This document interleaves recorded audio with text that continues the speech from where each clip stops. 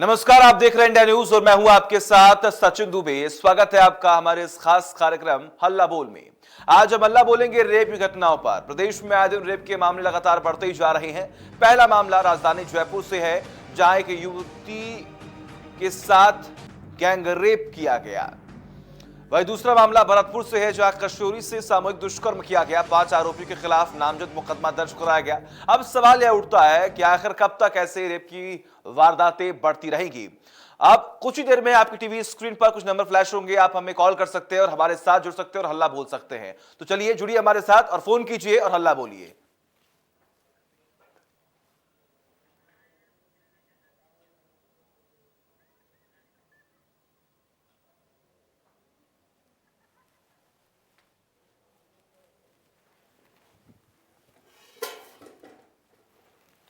तो कॉल करें, TV screen पर लगातार नंबर फ्लैश किए जा रहे हैं।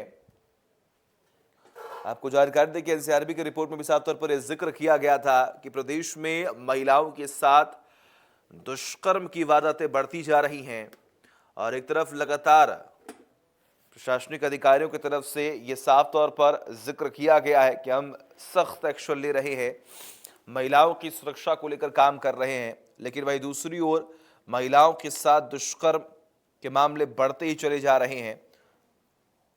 विपक्ष भी लगातार सरकार को घेरने की कोशिश कर रहा है, लेकिन आज ये मौका है कि आप हमें कॉल करें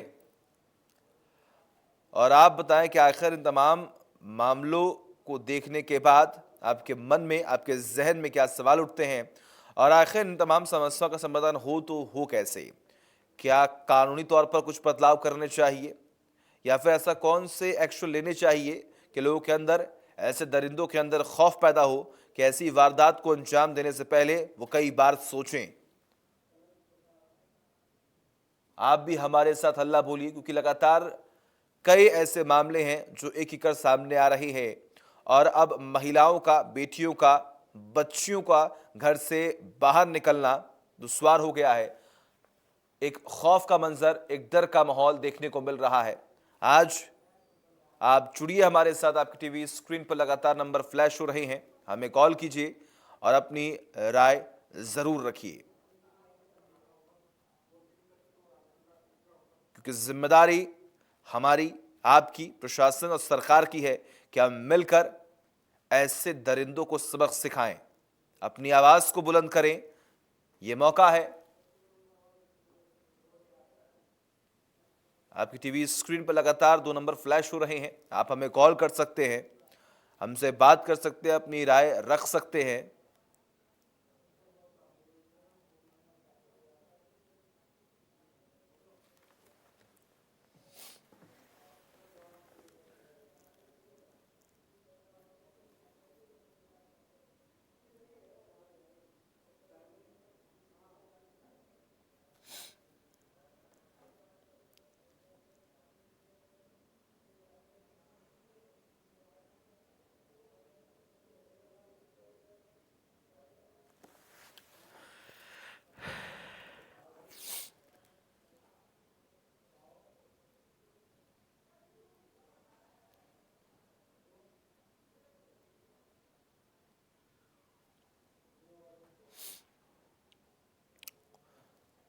तो आप हमें कॉल कर सकते हैं, हमारे साथ जुड़ सकते हैं, अपनी बात रख सकते हैं।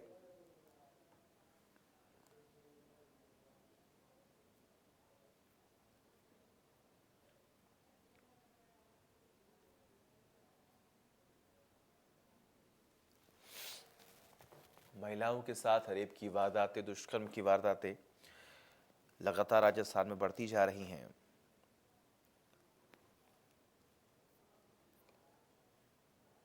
और ऐसे मुद्दों पर आप भी अपनी आवाज़ बुलंद कर सकते हैं। हमारे साथ जुड़िए।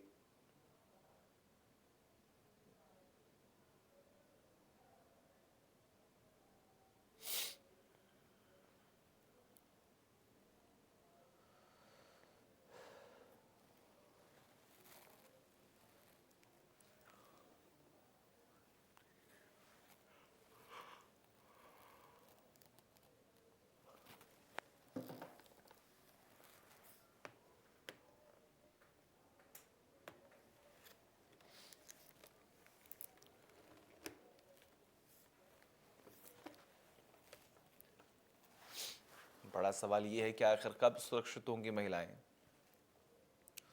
सरकार जो दावे करती है, आखिर उन तमाम दावों पर क्यों काम नहीं किया जा रहा? आखिर क्यों एक ऐसी लापरवाही देखने को मिल रही जिसकी वजह से महिलाओं को दिक्कत हो रही है? आज के दिन दो मामले सामने आए। एक नाबालिग के साथ दुष्कर्म किया गया तो दूसरी जगह एक महिला के साथ दुष्कर्म की वारदात को अंजाम दिया गया।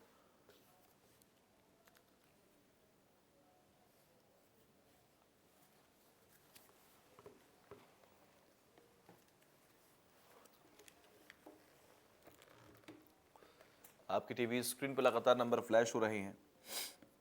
आप हमें कॉल कर सकते हैं, हमारे साथ जुड़िए, हमसे बात कीजिए, आप अपनी बात रख सकते हैं।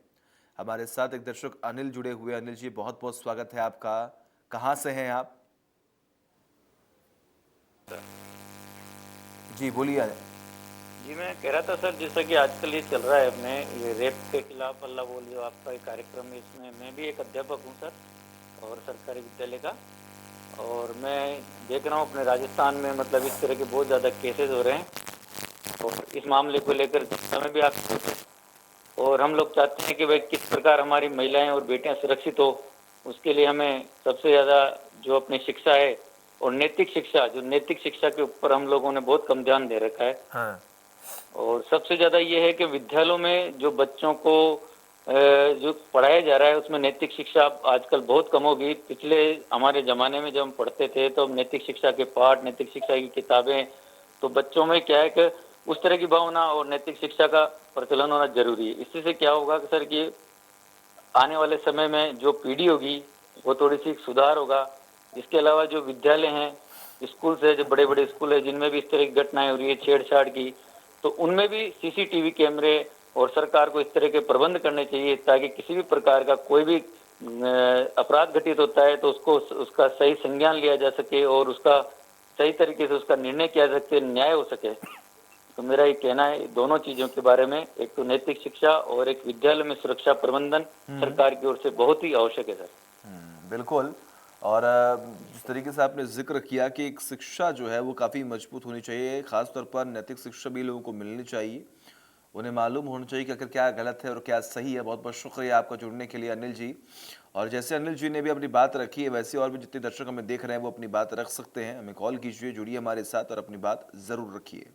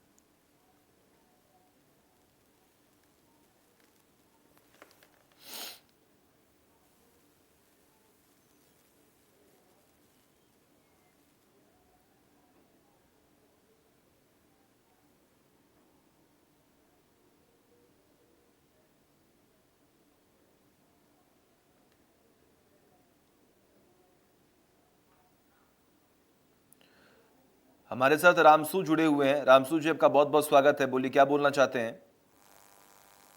देखिए, मेरा कहना है कि समय ऐसा आ गया है कि पता नहीं चलता कि सुरक्षा कहाँ मिलेगी, ना स्कूल में, ना घर में, ना पड़ोस में, ना क्षेत्र में, ना पुलिस थानों में। इस तरह की जो घटनाएं हो रही है उसको हम कह सकते हैं कि ये बहुत घिनौनी घटनाएं हैं जो हमें हर बार देखने को मिलती है, चाहे गांव हो चाहे शहर हो।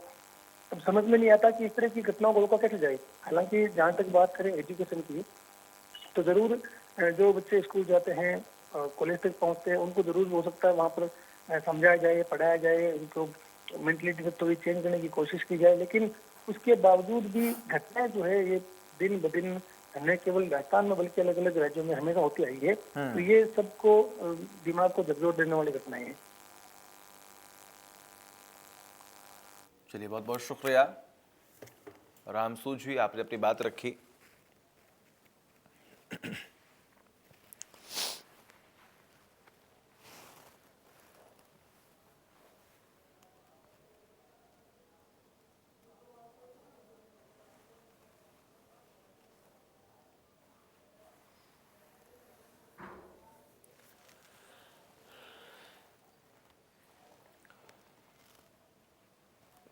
तो एक एक कर लगातार जितने भी दर्शक हमें देख रहे हैं वो जुड़िए, हमसे बात कीजिए और अपनी आप राय जरूर रख सकते हैं कि आखिर क्या वजह हो सकती है कि ऐसे रेप के मामले लगातार बढ़ रही हैं।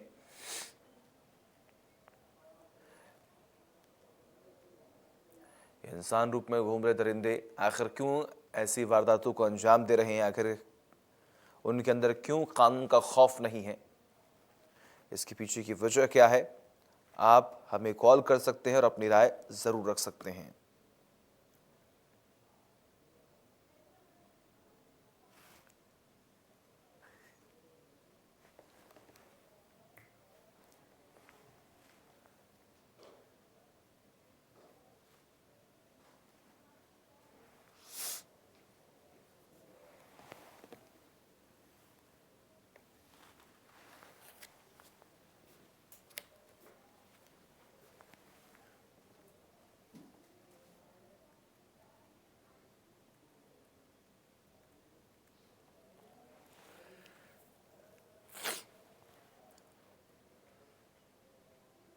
तो हल्ला बोलिए हमारे साथ, आज मौका है, अपनी आवाज बुलंद कीजिए।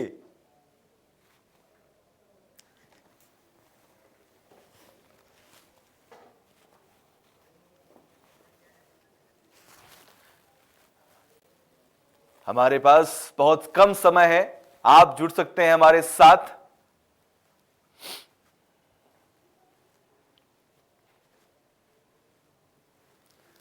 जल्दी से कॉल करें, अपनी आवाज को बुलंद करें, हल्ला बोलें और अपनी राय जरूर रखें कि आखिर आज भी ऐसी वारदातें क्यों हो रही हैं।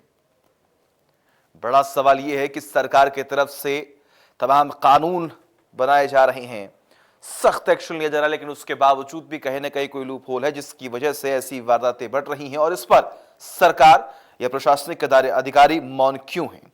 आखिर क्यों नहीं इस पर कार्रवाई की जा रही है? क्यों कानून में बदलाव नहीं किया जा रहा? आखिर क्यों ऐसे एक्शन नहीं लिए जा रहे जिसके बाद आरोपियों के अंदर, ऐसे दरिंदों के अंदर खौफ पैदा हो?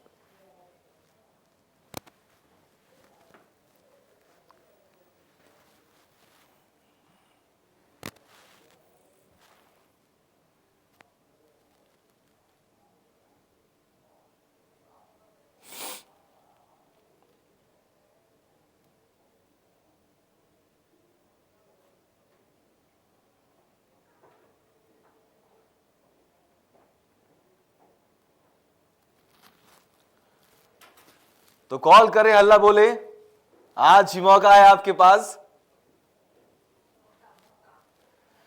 हल्ला बोलिए, अपनी राय रखिए। हमारे साथ मनीष जुड़े हुए हैं। मनीष जी, आपका बहुत बहुत स्वागत है इंडिया न्यूज पर। बोलिए, क्या बोलना चाहते हैं? Yes sir, good evening. मैं मनीष बोल रहा हूँ जोधपुर से। जी जी, बोलिए। सर, मैं ये प्रोग्राम ऑलमोस्ट आधे घंटे से देख रहा हूँ, अभी तक किसी का व्यू नहीं आया है। क्या इस टॉपिक पे बोलने से लोग डरते हैं क्या? बिल्कुल, आपने हमें फोन किया और हमें उम्मीद है कि आप जैसे और भी लोग होंगे जो जागरूकता फैलाएंगे लोगों के अंदर, और लोग मौन हैं। आप भी अपनी आवाज को बुलंद कीजिए, बोलिए। नहीं, मैंने ये बिल्कुल ये जानना चाहा है कि इस टॉपिक को मैं आधे घंटे से देख रहा हूँ, कोई बोलना नहीं चाहता है, कोई इस बहुत बड़े मुद्दे पे आज बोलने से डरता है, या रीजन क्या है? और इस चीज पर सरकार कब कार्रवाई करेगी, प्रशासन कब एक्शन लेगा?